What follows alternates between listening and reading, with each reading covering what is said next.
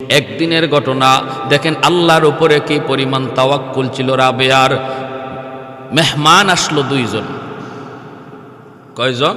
দুইজন মেহমান আসলো। ঘরে আছে দুটা রুটি। রাবেয়া বসরি ভাবতেছেন এই দুই রুটি দিয়ে মেহমানের মেহমানদারি করা কোনোভাবেই সম্ভব না। এজন্য চিন্তায় পড়ে গেলেন। হঠাৎ দেখেন এক ভিক্ষুক এসে ভিক্ষা চাইল। খেয়াল করে শুনুন, মনোযোগ দিয়ে শুনুন।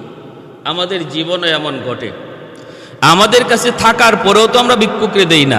আমি খাওয়ার পরেও যা অবশিষ্ট থাকবে সেটাও দিতে মন চায় না। আর রাবেয়া বসরি আসেই শুধু দুইটা রুটি, তার মাঝে আবার দুইজন মেহমান। ওই অবস্থায় ভিক্ষুক ভিক্ষা চাওয়ার পরে ইনি দুটা রুটি ভিক্ষুকরে দিয়ে দিলেন। আল্লাহ বলেন, ওয়া আম্মাস সাইলা ফালা তানহার, বন্ধু কোনো ভিক্ষুক যদি ভিক্ষা চায় তারে ধমক দিয়ে তাড়ায় দিও না।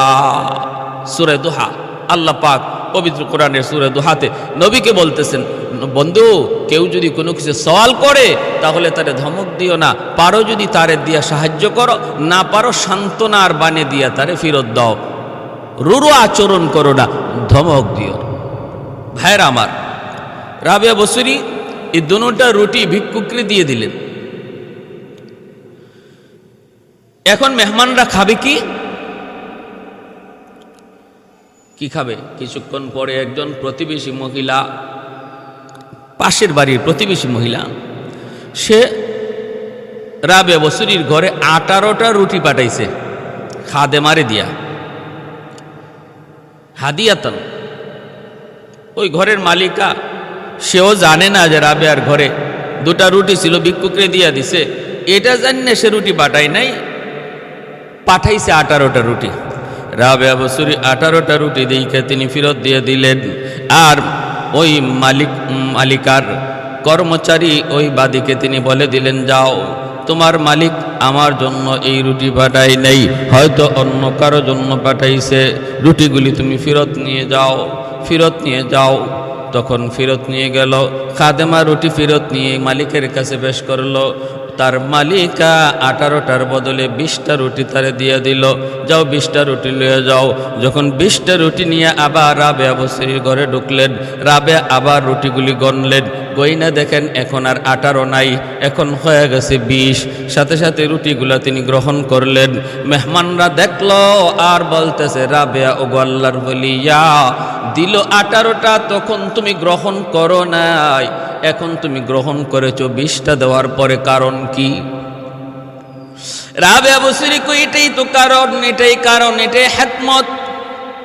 আমি তো 2টা রুটি আল্লাহর রাস্তায় দান করেছিলাম, ভিক্ষুকরে দিয়েছিলাম, পুরাপুরি ইয়াকিন ছিল। আমার আল্লাহ বলে, মান জাআ বিল হাসানাতি ফালাহু আশরু আমসালিহা, আমার কোন বান্দা বান্দি যদি এক আমার রাস্তায় দান করে, আমি আল্লাহ তারে দেই 10, একে দেই 10। রুটি দিলাম 2টা আল্লাহর রাস্তায়, আল্লাহর ওয়াদা মতে আমি রুটি ফেরত পাবো 20টা, 2টায় পাবো 20টা। 18টা কেন আসলো? তখনই আমি বুঝলাম, না না, এটা আমার জন্য নয়, আল্লাহর ওয়াদা মতে আসবে 20টা, এজন্য ফেরত দিয়ে দিলাম। আবার 20টা পাঠাইলো। এতে করে পুরাপুরি ইয়াকিন হয়ে গেল মালিকের কথার উপরে। আল্লাহর রাস্তায় যদি কেউ দেয় 1, আল্লাহ দেয়তে তারে 10। রাবেয়া দিলেন 2, এজন্য আল্লাহ দিলেন তারে 20। সুবহানাল্লাহ। রাবেয়া বসরি জন্মগ্রহণ করেন রাতের অন্ধকারে। রাতের বেলা ঘর আলোকিত করার জন্য একটু আলোর প্রয়োজন, কিন্তু বাবা কারো কাছে যান না, দরজা বন্ধ, এই কথা বলে তিনি স্ত্রীকে বুঝ দিলেন। ভাইরা কিন্তু ঘুমায় গেলেন বারবার, শুধু একই চিন্তা। ওই ঘুমন্ত করে আল্লাহর নবীর সাথে তার স্বপ্ন যুগে দেখা হয়ে গেল।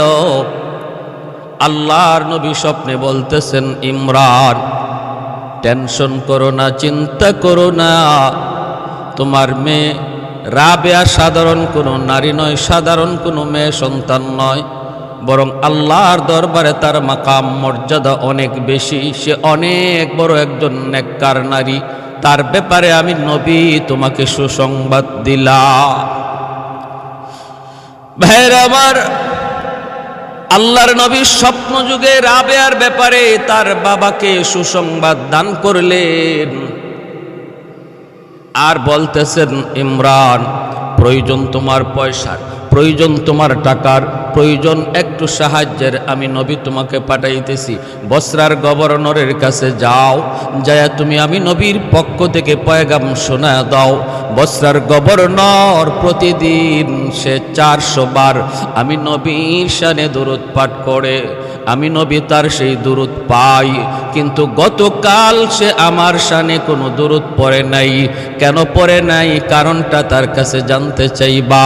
কারণ এই দুরূদ পড়ার খবর দুনিয়ার কেউ জানে না, বরং সে জানে, আল্লাহ জানে, আর আল্লাহ আমাকে জানায়।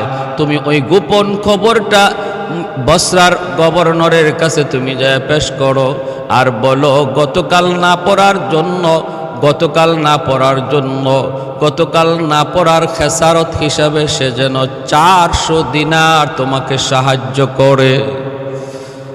স্বপ্ন যুগে আল্লাহর নবীর কাছ থেকে এই সংবাদ পাওয়ার পর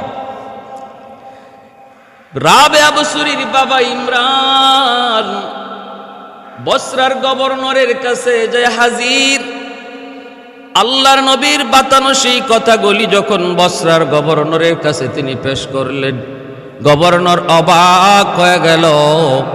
কারণ আমার এই খবর দুনিয়ার কেউ জানে না, এমনকি আমি আমার স্ত্রী পুত্র আমার মা বাবা কাউকে জানাই না, কিন্তু জানলো এই লোকটা কেমন করে। বোঝা গেল খবর সত্য, এবং আল্লাহর নবী আমার পড়া এই দুরূদ তিনি প্রতিদিন পান। বসরার গভর্নর এত খুশি হলো, এত খুশি হলো, এত খুশি, সাথে সাথে 400 দিনার ওনাকে সাহায্য করলো, আর 10,000 দিরহাম সে গরিবের মধ্যে বন্টন করলো। শুধু শুধু শুক্রিয়াতান, আনন্দে শুক্রিয়াতান 10,000 দিরহাম সে গরিবের মাঝে বন্টন করে দিল। আর বলে দিল, ভাই, যদি এরপরও তোমার কোনো প্রয়োজন হয়, যে কোনো সময় তুমি আমার কাছে আসবা, আমি তোমাকে একটু সাহায্য করে উপকৃত হব। ভাইরা বন্ধুরা, তিনি তো এমন এক আল্লাহর ওলিয়া ছিলেন যার ওলি হওয়ার ব্যাপারে আল্লাহর নবী স্বপ্ন যুগে তার বাবাকে সুসংবাদ জানাইছেন। যেরকম সুবহানাল্লাহ। এ ভাই, একটু খেয়াল করে শুনো, রাবেয়া বসরির যখন বাল্যকাল, অভাব অভাব এর ভিতরে বাবা ইন্তেকাল করলেন। ওনার বড় 3টা বোন, তাদেরও বিয়ে শাদী হয়ে গেল। মার ইন্তেকাল হলো, রাবেয়া বসরি বাল্য, কেউ নাই দেখাশোনা করার, কেউ নাই। ওই অবস্থায় বসরায় দুর্ভিক্ষ চলছে, মানুষের ঘরে ঘরে অভাব, মানুষের ঘরে ঘরে অভাব, রুজি রোজগার নাই, জিনিসপত্রের দাম ঊর্ধ্বগতি। চরম সংকট মুহূর্তে রাবেয়া একা হয়ে গেলেন, দেখশন করার মতো তার কেউ নাই। এই রাবেয়া বসরি তিনি বের হলেন, কোথাও যাবেন। পথে ডাকাতের দল, একদল ডাকু ওনাকে অপহরণ করলো, তারপরে বাজারে বিক্রি করে দিল বাদী বানায়া। একজন ধনাঢ্যশীল ইহুদির কাছে বাদী বানায়া বিক্রি করে দিল। আল্লাহর ওলিয়া রাবেয়া বসরি এখন আর স্বাধীন নন, তিনি একজন গোলাম, তিনি একজন বাদী। মুনিবের অধীনে ওই ইহুদি মালিকের বাড়িতে যায় তিনি তার ঘরের কাম কাজ করেন, সারাদিন কাম করেন। আস্তে আস্তে বড় হতে লাগলেন। রাবেয়া বসরি ইহুদির বাড়িতে কাম কাজ করেন। ইহুদি সে তো আল্লাহ চেনে না, রাসূলকে চেনে না, রাবেয়াকে চেনে না, ধর্ম কি জিনিস জানে না। এক পর্যায়ে ইহুদির অত্যাচার রাবেয়ার প্রতি দিন দিন বাড়তে লাগলো, রাবেয়ার প্রতি দিন দিন বাড়তে লাগলো। রাবেয়া তিনি তো সারাদিন দুনিয়ার মালিকের কাম করেন, আর রাতের বেলা আসল মালিকের কুদরতি কদমে সাজদায় পড়ে যান। ভাইরা বন্ধুরা, একদিন কোনো এক কারণে ইহুদি মালিক ওনাকে মারলো। রাবেয়া বসরি প্রচন্ড মার খেলেন মালিকের পক্ষ থেকে। রাতের অন্ধকারে তাহাজ্জুদের টাইম, রাবেয়া তার ঘরের কোনায় বসে বসে আল্লাহর কুদরতি কদমে সেজদায় পড়ে কাঁদতেছেন। এমন কান্না কাঁদতেছেন আর বলতেছেন, ওগো আসমানের মালিক, দুনিয়ার মালিক আমাকে চেনে না বিদায় আমাকে মারছে। তুমি এজন্য আমার মালিকের উপর নারাজ হইও না। আল্লাহ তুমি আমার মালিককে মাফ করো, মাফ করো, মাফ করো। মারলো মালিকে, নির্যাতন করলো মালিকে, বদদোয়া করার কথা, কিন্তু না, বদদোয়া না করে তার দোয়া করতেছেন। এই দিকে তার ওই জিকিরের আওয়াজের কারণে এই জায়গাটা, তারই ঘরের উপর থেকে আসমান পর্যন্ত নূরের একটা রেখা এই জমিনে চলে আসছে। কারণ আল্লাহ পাক রব্বুল আলামিনের জিকির যেখানে হয়, আল্লাহ পাকের নাম যেখানে উচ্চারণ হয়, ওই জায়গাটা আকাশের ফেরেশতাদের কাছে নক্ষত্রের মতো ঝলমল ঝলমল করে। কারণ ওই জায়গায় আল্লাহর পক্ষ থেকে সকিনা নাজিল হয়, রহমত বেষ্টন করে নেয়, ফেরেশতারা চতুর্দিক দিয়ে সেটাকে ঘিরে ফেলে। রাবেয়া বসরির মালিক রাতের অন্ধকারে কোনো কারণে ঘুম থেকে উঠল, ওইটা সে রাবেয়ার ওই ভাঙ্গা চোরা ঘরের দিকে তাকায় দেখে রাবেয়ার ঘরের ছাদ থেকে আসমান পর্যন্ত নূরের একটা রেখা। মালিক কৌতূহল হয়ে রাবেয়ার ঘরের কাছে যায়, যখন কান লাগায় চোখ দিয়ে দেখে রাবেয়া সেজদায় পড়ে পড়ে অঝরে কাঁদতেছে আর বলতেছে, ওগো মালিক, দুনিয়ার মালিক আমাকে চিনে না, এজন্য আমাকে মারছে। মালিক তুমি তারে পাকড়াও করো না। মালিক অবাক হয়ে গেল, আমার এই নির্যাতনের পর বাদীটা আল্লাহর কাছে আমার জন্য বদদোয়া করার কথা, কিন্তু না, সে তো আমার জন্য আল্লাহর কাছে আরো দোয়া করতেছে। এমনকি শুধু দোয়া নয়, তার ওই ডাকটা সরাসরি আল্লাহ পর্যন্ত পৌঁছতেছে, নূরের রেখা আসমান পর্যন্ত চলে গেছে। মালিক ডাক দিয়ে কই, রাবেয়া, ও রাবেয়া, থামো থামো, আর আল্লাহর আরশটারে কাঁপাও না। আমি এতদিন পর্যন্ত তোমাকে চিনি নাই, এতদিন পর্যন্ত তোমার কোনো পরিচয় আমি পাই নাই, এখন আমি তোমার পরিচয় পেয়ে গেলাম রে রাবেয়া, মাথা উঠাও। আজ থেকে তুমি আর আমার বাদী নও, আজ থেকে তুমি হয়ে গেলে আমার মালিকা, আমি হয়ে গেলাম তোমার গোলাম। এখন থেকে তুমি আজাদ, তুমি আমার এখানে আজাদি হিসাবে থাকবা, আমি তোমার খেদমত করব। সুবহানাল্লাহ। मैं तालिब मौला हूँ मेरे इश्क़ निराला, मैं तालिब मौला हूँ मेरे इश्क़ निराला, है जुमला जहाँ जिनके तजल्ली से उजाला, है जुमला जहाँ जिनके तजल्ली से उजाला, मा दर्द जहाँ गैर खुदा यार नदर, मा दर्द जहाँ गैर खुदा यार नदर, जुजियात खुदा ही चिदिगुर कार नदारम, जुजियात खुदा ही चिदिगुर कार नदारम, मैं सूरत यूसुफ का नहीं चाहने वाला, मैं सूरत यूसुफ का नहीं चाहने वाला, कायस के मानिद नहीं आशिक लैला। ভাইরা আমার, এজন্য একটু খেয়াল করে শুনুন, আল্লাহর ওলিরা, আল্লাহর ওলিদের জীবন কত সহজ সহজ সরল। অনির্যাতিত হয়েছেন, মার খেয়েছেন, কিন্তু বদদোয়া দেন নাই। যেমন ভাবে আমার নবী তায়েফের ময়দানে নির্যাতিত, আমার নবীর পবিত্র দেহ থেকে রক্ত ঝরে, এরপরও কিন্তু নবী তায়েফবাসীর জন্য বদদোয়া দেন নাই। চতুর্দিকের ফেরেশতারা আইসা বলতেছিল, নবী গো, একটু অনুমতি দেন। পাহাড়ের ফেরেশতা এসে কয় অনুমতি দেন, জমিনের ফেরেশতা কয় অনুমতি দেন। আল্লাহর নবী তখন বলতেছেন, না, আমি আমার ও কওমের জন্য গজব হইয়া নাজিল হই নাই, আমি আমার উম্মতের জন্য রহমত হইয়া নাজিল হয়েছি। কারণ আমার আল্লাহ বলেছেন, ওয়ামা আরসালনাকা ইল্লা রাহমাতাল লিল আলামিন। আমি হলাম উম্মতের জন্য রহমত। আল্লাহুম্মা হদি কওমি ফাইন্নাহুম লা ইয়ালামুন। আল্লাহ আমার কওম বুঝে না, ওদেরকে তুমি পাকড়াও করো না। আল্লাহ তুমি পাকড়াও করো না। হেদায়েত দাও, আমাকে চেনার সুযোগ দাও। মালিক তোমার পরিচয় তাদের অন্তরে দান করো, দান করো। এই বইলে নবী উম্মতের জন্য, তায়েববাসীর জন্য আল্লাহর কাছে কাঁদছেন। রাবেয়া বছরী নির্যাতিত হয়েও মালিকের জন্য দোয়া করে। মালিক পরিচয় পেয়ে যায়, ইহুদি মালিক সাথে সাথে কালেমা পড়ে মুসলমান হয়ে যায়। ভাইরা বন্ধুরা, ও এরপর থেকে রাবেয়া বছরীর সুনাম, রাবেয়া বছরীর সুখ্যাতি, আল্লাহওয়ালা বুজুর্গির জিন্দেগি মানুষের কাছে আস্তে আস্তে প্রচার পেতে থাকে। রাবেয়া বলতেছেন, মালিক আজাদি জিন্দেগি লাভ করেছি শুকরিয়া আল্লাহর দরবারে, কিন্তু আমি আপনার কাছে থাকবো না, আমি চলে যাব হাসান বছরীর কাছে। তিনি আল্লাহর বহুত বড় একজন বুজুর্গ, আমি তার কাছ থেকে মারিফত শিক্ষা করব, আল্লাহর পরিচয় নিয়ে নিব। এই বলে রাবেয়া বছরী হাসান বছরীর খেদমতে আসলেন, ওনার কাছে বায়াত হলেন। রাবেয়া বছরীর মুর্শিদ হলেন হযরত হাসান বছরী রহমতুল্লাহি আলাইহি।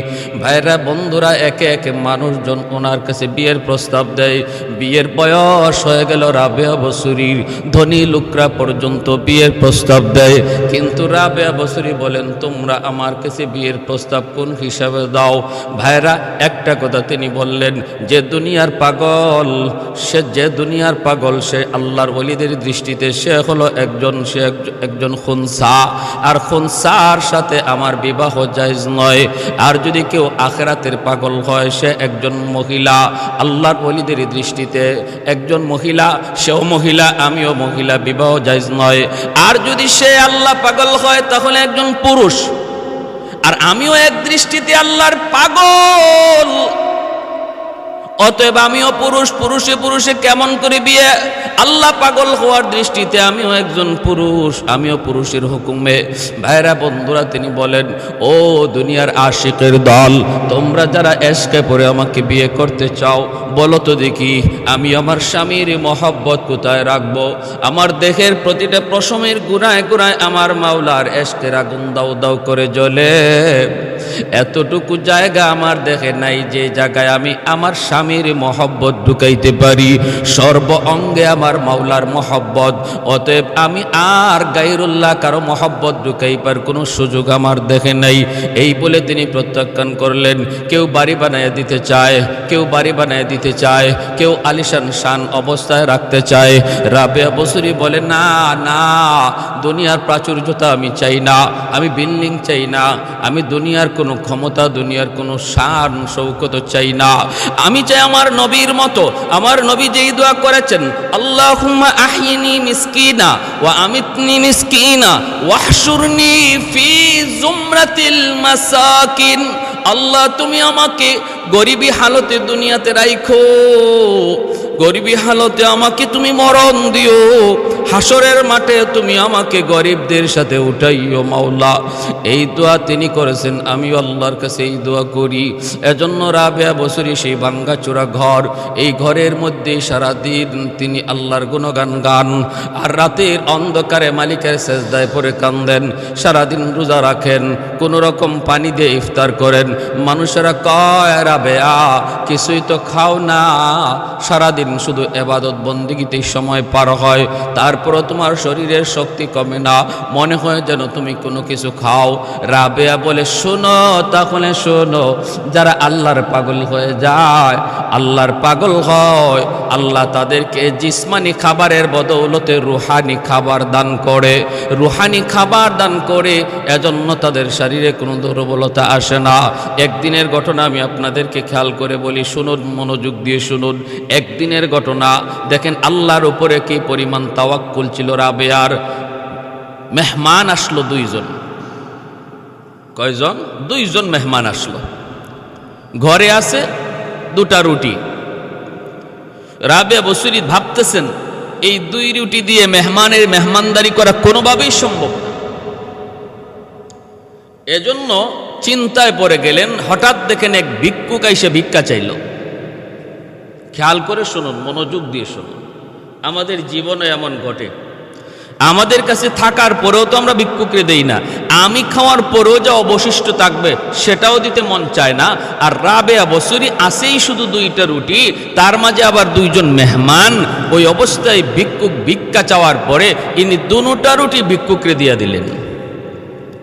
আল্লাহ বলেন ওয়া আম্মাস সাইলা ফালা তানহার, বন্ধু কোনো ভিক্ষুক যদি ভিক্ষা চায় তারে ধমক দিয়ে তাড়ায় দিও না। সূরা দুহা, আল্লাহ পাক পবিত্র কোরআনের সূরা দুহাতে নবীকে বলতেছেন, বন্ধু কেউ যদি কোনো কিছু সওয়াল করে তাহলে তারে ধমক দিও না, পারো যদি তারে দিয়া সাহায্য করো, না পারো সান্ত্বনার বাণী দিয়া তারে ফেরত দাও, রুরু আচরণ করো না, ধমক দিও।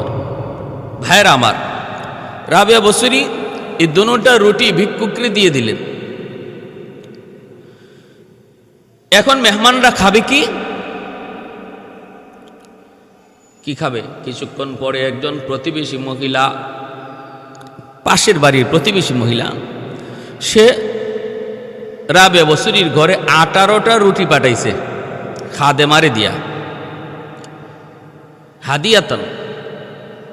ওই ঘরের মালিকা সেও জানে না যে রাবেয়ার ঘরে 2টা রুটি ছিল, ভিক্ষুকরে দিয়া দিছে, এটা জানে সে রুটি পাঠায় নাই, পাঠাইছে 18টা রুটি।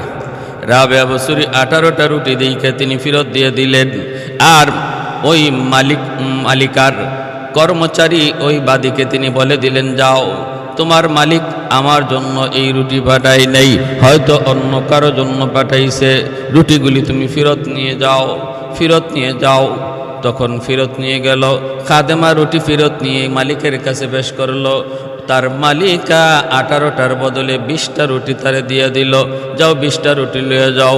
যখন 20টা রুটি নিয়ে আবার রাবেয়া বসরির ঘরে ঢুকলেন, রাবেয়া আবার রুটিগুলি গণলেন, গইনা দেখেন এখন আর 18 নাই, এখন হয়ে গেছে 20। সাথে সাথে রুটিগুলা তিনি গ্রহণ করলেন। মেহমানরা দেখলো আর বলতেছে, রাবেয়া ও আল্লাহর বলিয়া দিল 18টা, তখন তুমি গ্রহণ করো নাই, এখন তুমি গ্রহণ করেছো 20টা দেওয়ার পরে, কারণ কি? রাবেয়া বসরি কই, এটাই তো কারণ, এটাই কারণ, এটাই হিকমত। আমি তো 2টা রুটি আল্লাহর রাস্তায় দান করেছিলাম, ভিক্ষুকরে দিয়েছিলাম, পুরাপুরি ইয়াকিন ছিল আমার। আল্লাহ বলে, মান জাআ বিল হাসানাতি ফালাহু আশরু আমসালিহা, আমার কোন বান্দা বান্দি যদি 1 আমার রাস্তায় দান করে, আমি আল্লাহ তারে দেই 10, একে দেই 10। রুটি দিলাম 2টা আল্লাহর রাস্তায়, আল্লাহর ওয়াদা মতে আমি রুটি ফেরত পাবো 20টা, 2টায় পাবো 20টা, 18টা কেন আসলো? তখনই আমি বুঝলাম, না না, এটা আমার জন্য নয়, আল্লাহর ওয়াদা মতে আসবে 20টা, এজন্য ফেরত দিয়ে দিলাম। আবার 20টা পাঠাইলো, এতে করে পুরাপুরি ইয়াকিন হয়ে গেল মালিকের কথার উপরে। আল্লাহর রাস্তায় যদি কেউ দেয় 1, আল্লাহ দেয়তে তারে 10, রাবেয়া দিলেন 2, এজন্য আল্লাহ দিলেন তারে 20। সুবহানাল্লাহ।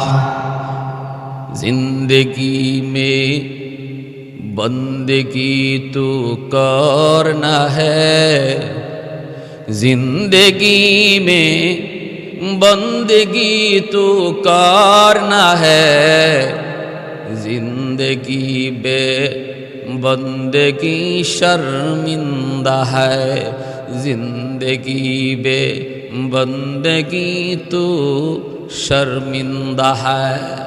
आए थे हम कुछ न कुछ खरीदने को,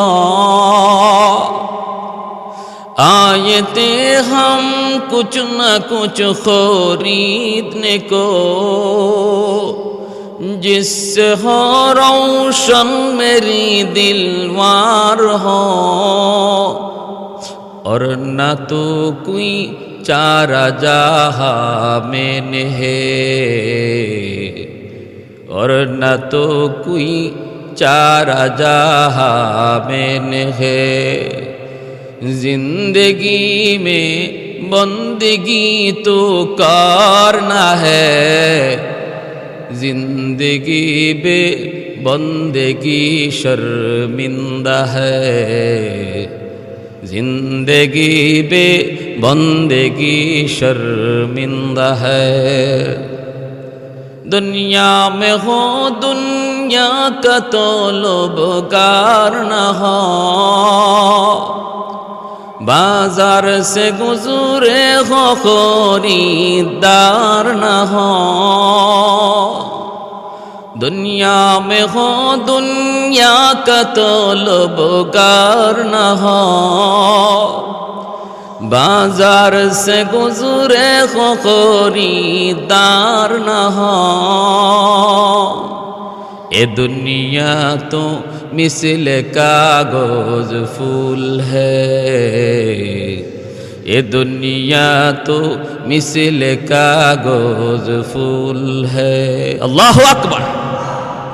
এ ভাইরা আমার একটু মনোযোগ খেয়াল করে শোনো রে যুবক।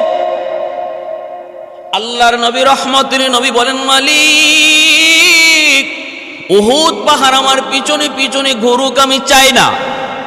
আল্লাহ আমি চাই আমি যেন গরিবী হালতে দুনিয়াতে থাকি, গরিবী হালতে যেন মারা যাই, গরিবী হালতে যেন হাসরের মাঠে উঠি, গরিবদের সাথেই যেন উঠি। কারণ কি? কারণ কি? আল্লাহর ওলিদের জীবন ছিল এমন, কারণ একজন গরিব ধনী মানুষের 500 বছর আগে জান্নাত পেয়ে যাবে।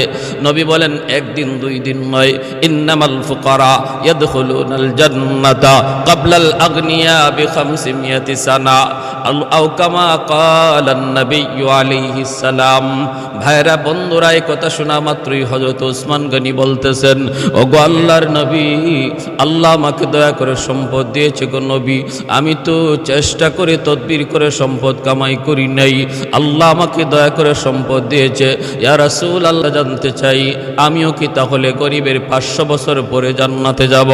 নবী তখন বলেন, ওসমান তুমি আমার জামাতা হতে পারো রে ওসমান, আমি নবী নিজের থেকে কিছুই বলি না, আমার আল্লাহ যা বলেন আমি তাই বলি। অতএব শুনে রাখো ওসমান, মনোযোগ দিয়ে শোনো, তোমার সাহায্য পায়া পায়া যেই গরিব সাহাবীরা মদিনায় চলল, তারাও তোমার 500 বছর আগে জান্নাতে যাবে, তাদের 500 বছর পরে তোমাকে জান্নাতে যাওয়া লাগবে। যদিও তুমি আশারায়ে মুবাশশারার সদস্য, জান্নাতি সার্টিফিকেট প্রাপ্ত একজন সাহাবী, তবুও গরিবের পরে তোমাকে জান্নাতে যাইতে হবে। কারণ গরিবের তো দাম, যেই গরিব গরিবী হালতেও আল্লাহকে ডাকে, রাবেয়া বসরির মতো চরম পর্যায়ের গরিবী হালতেও আল্লাহকে বলে না, সর্বদা আল্লাহর প্রেমে বিভোর, অভাবের মধ্যে তাইকাও সে নামাজ ভুলে না, অভাবের মধ্যে পয়রাও পর্দার কথা ভুলে না, অভাবের ভিতরে তাইকেও হালাল হারাম কোনোদিন ছেড়ে দেয় না, হালাল পথে চলে, হারাম পথ থেকে বেঁচে চলে। এমন একজন গরিব কর্মচারী মসজিদের ভিতরে যদি নামাজে দাঁড়ায়, আর তার মালিকও যদি তার সাথে এক কাতারে নামাজে দাঁড়ায়, আল্লাহর নবী বলেন নামাজের পর দুজন হাত উঠায় মোনাজাতের জন্য। এইবার বলো তো দেখি কার মোনাজাত আল্লাহর কাছে আগে কবুল হয়? আল্লাহর নবী বলেন, জানোনি গরিবের দোয়া কবুল হবে। শুধু তাই নয়, ধনী মানুষটা যদি তার দোয়ার সাথে 10,000 দিরহাম 10,000 দিরহাম যদি আল্লাহর পথে দানও করে, তবুও গরিবের খালি হাতের দোয়া আল্লাহর কাছে আগে কবুল হয়ে যায়। সুবহানাল্লাহ। 10,000 দিরহাম যদি দানও করে, তবু আল্লাহর কাছে গরিবের খালি হাতের দোয়া আগে কবুল হয়ে যায়। কেন? কারণ আল্লাহ পাক রব্বুল আলামিন মুনসিফ, আল্লাহ পাকের ইনসাফ আছে। আল্লাহ দুনিয়াতে তারে ধন দিয়েছেন কম, দৌলত দিয়েছেন কম, ধনী মানুষটার মতো সে আরাম করতে পারে না, ধনী মানুষটার মতো সে মন চাহাত মতো খাইতে পারে না। আল্লাহ পাক রব্বুল আলামিন এজন্য তার আখিরাতের লাইনে ধনীর আগে বাড়ায়া দিলেন।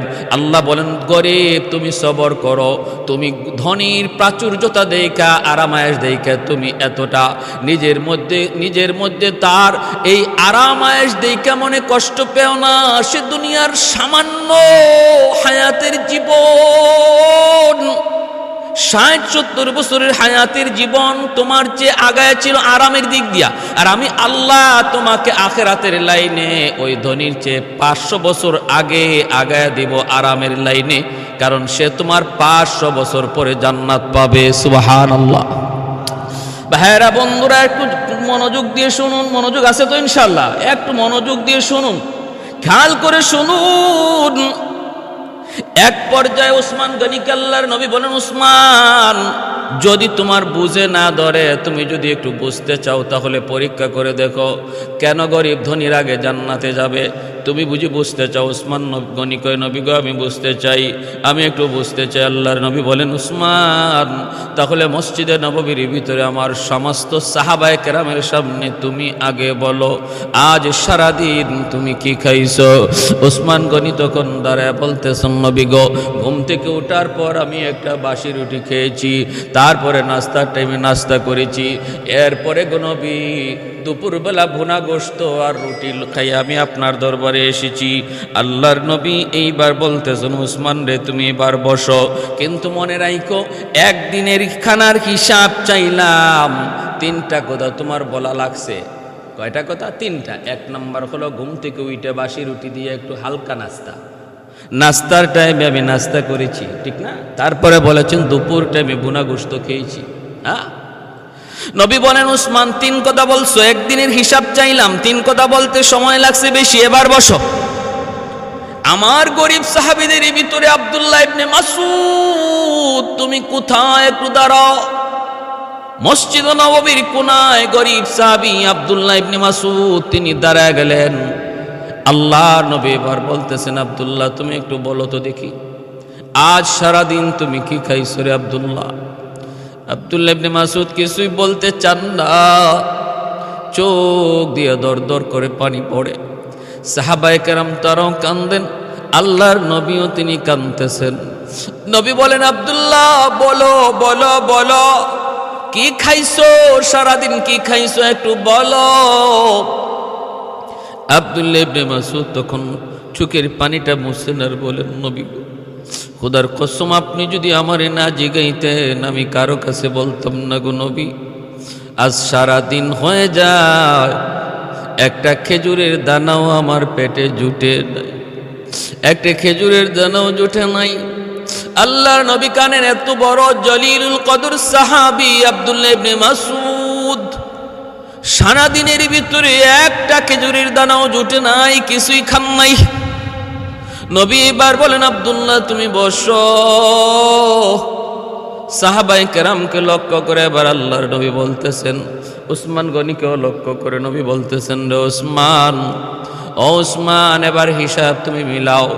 হাসরের মাঠে আল্লাহ পাক প্রতিটা মানুষ থেকে তার জীবনের হিসাব নিবে, সম্পদের হিসাব নিবে। আল্লাহ পাক রব্বুল আলামিনের কাছে সম্পদের হিসাব না দিয়া কেউ এক কদম সামনে বাড়তে পারবে না।